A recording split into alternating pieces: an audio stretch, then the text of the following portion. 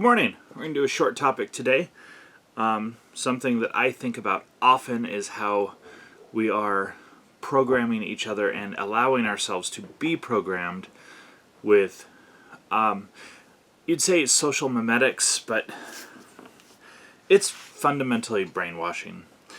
I have noticed in the past short period, couple weeks, that people, even people who I would not expect to adopt certain phrasings, are doing so. For example, libertarian and conservative people who are very against the Corona 1984 pandemic thing are using the phrase new normal. Cancel that, right?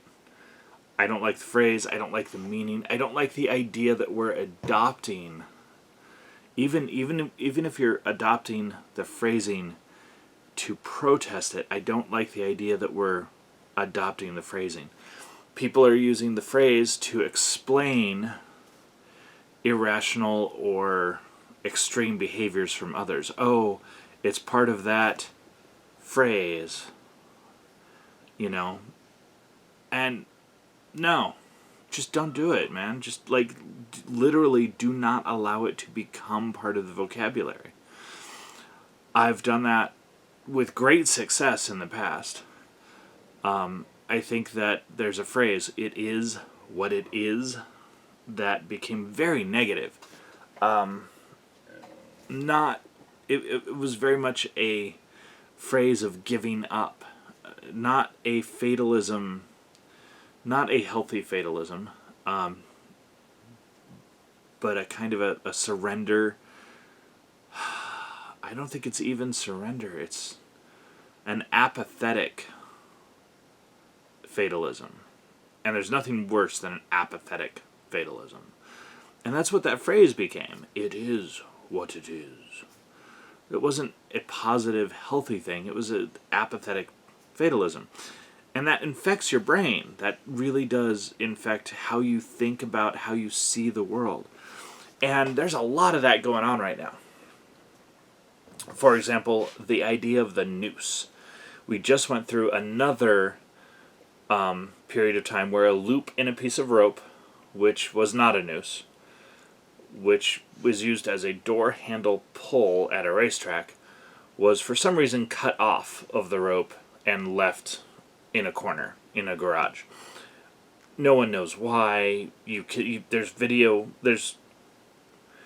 stills and digital photograph footage of the door pull being there and then the door pull being missing. And it's the kind of thing that it happens, okay? If it's too long and it's in the way, you cut it off. If it got frayed, if it got stuck for a moment, you had to cut it to get the door out of the way, and you threw the piece off in the corner, you're going to fix it later. Whatever. Any number of reasons for this to happen, but because it was a loop in a piece of rope, it became a huge symbol of some sort of racism. And the thing was completely... The idea of this noose thing is mostly fake. The whole thing has its genesis in deliberate hoax hate crimes. So we're programmed to think of this object, a loop in a rope, and we've been programmed now, society's programming us to see this as evidence of the horrible, damaging, violent, psychologically torturous, institutionalized racism thing that everyone's trying to socially program you into having. And it came on the radar with hoax hate crimes. It got big on the radar with deliberate hoax hate crimes. And now it's at the point where in Oakland there were some pieces of rope put into trees as part of an exercise course. But it's a piece of rope. This is literally rope with pieces of pipe attached. Not even like a loop in a rope. But it's a rope. And it's in public. therefore it's psychologically damaging. This programming is avoidable. This programming is avoidable with conscious effort. But as with most things, you can't replace the something with nothing. Okay?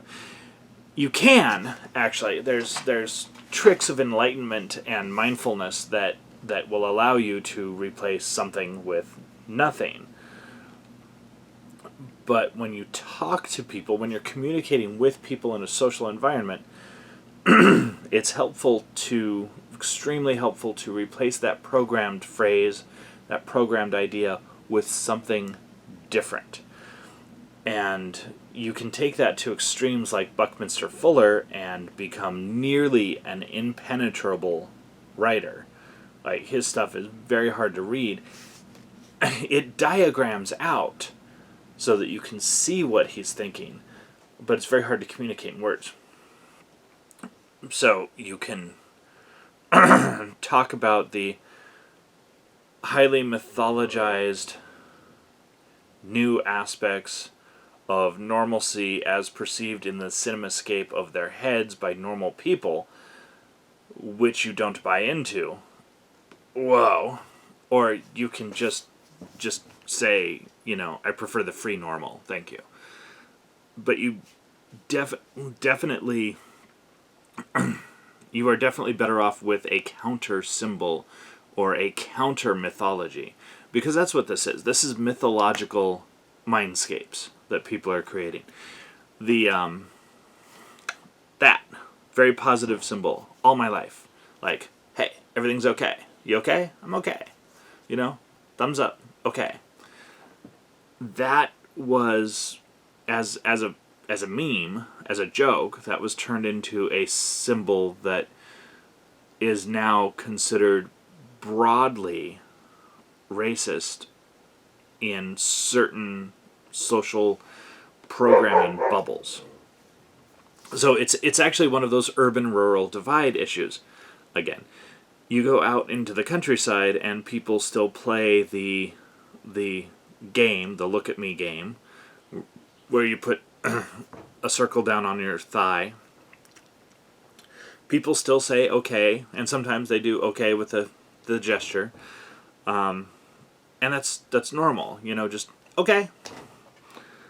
But the more urbanized you get, the more that's seen as a taboo gesture. Like, you go into, from where I am, you go into a city, you go into Reno, and wow, it's like people pop. Their brains have been programmed over the course of the last couple of years into something that is completely fake, completely false, completely made up.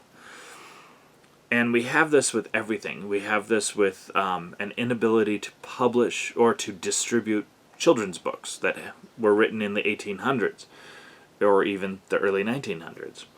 We have this inability to look at a Confederate flag now without a heavy piece of mythology and a rejection of, or a denial of, the other mythological aspects of that symbol. It's a symbol. It has mythology. We're humans. It's going to happen. But that the deliberate attempt to program that mythology is what I'm fighting against. It's why I won't use the NN phrase for the current Corona 1984 pandemic status or behavioral status. I won't accept that phrase into my life. I won't accept that phrase into my reality. I will counter it with things. If anyone says that around me, I'm going to counter it with, I prefer the free normal, or I'm abnormal, because whatever. That's not a hard one to figure. So take a look at the phrases. There's a new set every week that comes out of the media and comes out of politics. And they're buzzwords, they're memes. It's great to have these icons, these symbols to play with. Magically speaking, psychologically speaking, they are fantastic to have, if for no other reason than to say that this is not who I am, this is not what I want. I'm not playing a game of race war. I'm not playing a game of zero-sum politics. I'm not playing a game of dehumanizing. So it's good for that. It's also good for the idea that you can promote your own. And various factions do. You know, we've got the Boogaloo, Big Igloo, Big Luau. That set of memes has been floating around for a couple years, and it is generally fairly positive. It's a way to look at political action and media action and say, is this making things better, or is this leading to increased strife, which could lead to a civil war, even if it's just a social civil war. That's where you get the Boogaloo themes and memes from, is people looking at things and saying, hey, wow, that's going to make things worse. Or, hey, wow, you know, we got together and did our mini luau and we had success, you know. Success as protesters, success as civil activists. And now the media wants to take that and fold it into their mythology of racism, white supremacy, misogyny, patriarchy. Everything bad is this. And it's kind of indefinable. It's like, in occult terms, it's like the thousands of names that a demon could have. You can call the devil by 1,000 names, and they're all different aspects, and it's really great because you can take anything you don't like and throw it into white nationalism, misogyny, patriarchy, racism, conservatism, economic or physical conservatism, economic libertarianism. It's all there. It's all a big mass. It's the devil. And it's great. I mean, as a magical working for the media, this is great. They can get you adrenaline dumped and scared just by associating a Hawaiian shirt with a heavily mythologized racist movement or race war or whatever. They go back to the N word, the NA, National Socialism word. They do that quite a lot, which is funny because they should be going back to the Maoism or Stalinism word, rather. And so the media will try to take from you what you have. We've had that happen many, many times. At one point in time, paleoconservatism had a specific meaning. At one point in time, Tea Party literally was taxed enough already, and then the media stepped in and tried to associate it with all of the bad things and tried to make it into a bad term. At one time, alt-right. You may not remember this, even if you've been alive for more than 5 years, but at one point in time, alt-right meant alternative, not white supremacist. Okay? There was a period of time, a short period of time early on where alt-right was something that people were celebrating and saying, hey, you know, alt-right, we have an alternative. We can be free-thinking. We don't have to be rhinos. Okay? And the media took a hold of that and shifted it successfully, took that phrase away, took the power away from anyone who disagrees with them. Because that's what you're doing. You're taking away the power people have to identify, to mythologize, to classify, to live in a world, to create their reality. You take that away and take everything they make and turn it into evil. 3%ers has nothing to do with racism. Oath Keepers has nothing to do with racism.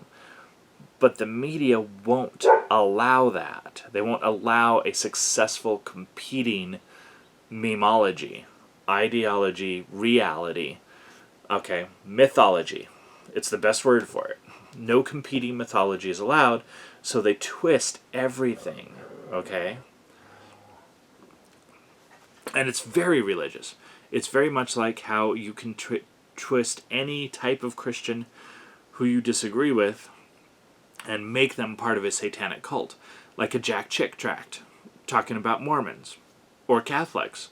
There's these little tracts, and they can turn another Christian into a devil worshiper with just a couple of words, a couple of phrases. The media does that to you and your brain all the time. Alt-right, paleo-conservative, Tea Party, Boogaloo, Luau. They take everything. The goal here is to not allow them to. I think with the Boogaloo movement, we're actually seeing some success. There are a lot of people online who are in the quote-unquote gun and freedom community who are really big on putting other people down. They love to pee on the operator movement, the Oath Keepers, the 3%ers. Now it's going to be Hawaiian shirts. They're going to pee on it. They're going to make it something that only the scum of the earth who give the Second Amendment a bad name would have. That's fine. They're going to do that. But your goal is to maintain your mythology, maintain your identity, maintain your control of language and reality. Okay? Keep your Hawaiian shirt, keep your Boogaloo memes, but keep them in a different place from where the media wants to put them. Stay sideways. Have a good one.